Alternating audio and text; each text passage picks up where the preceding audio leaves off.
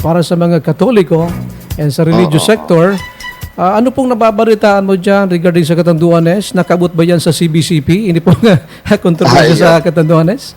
Igawa ng mga obispo sa kuyang nagkukumusta, ano na nga ang nangyayari sa Indo. So, anyway, nadadangog naman na babasa na ninda sa social media.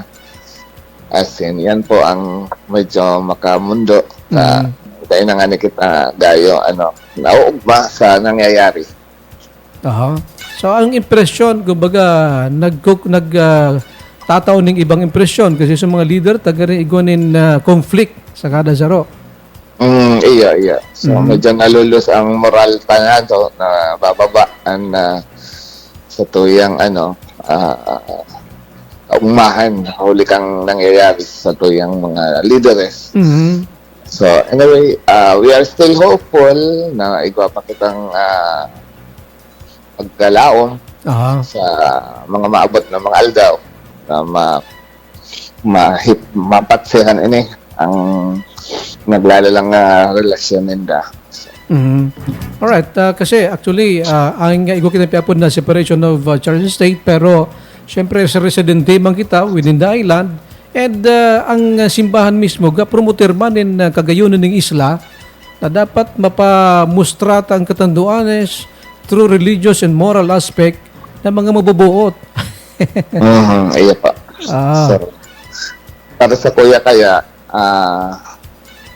although ikaw talagang separation of church and state, pero bilang sabi nga ni Kayan, we have to defend the moral and the social conscience of the community and also serve what is good for the people. Ngunit ang nasasakupan ninda, nasasakupan man kang diocese sa indong lingkod bilang pastor at mamaawat man kakarahay kan mga karnero. So it also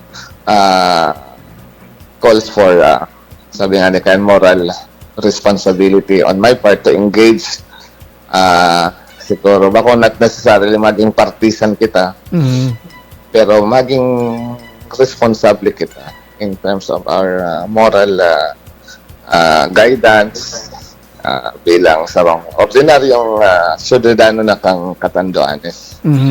So, kaya po it is my moral and social responsibility also to say something na makagiya lamang sa tuyang mga leaders. So, dahil man po kita nagdidikta, we are only here to assist them, to guide them.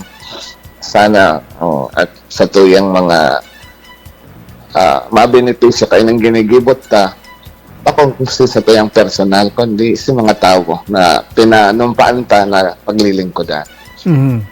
Alright. Siguro ibalik ko muna. So, istorya kang kita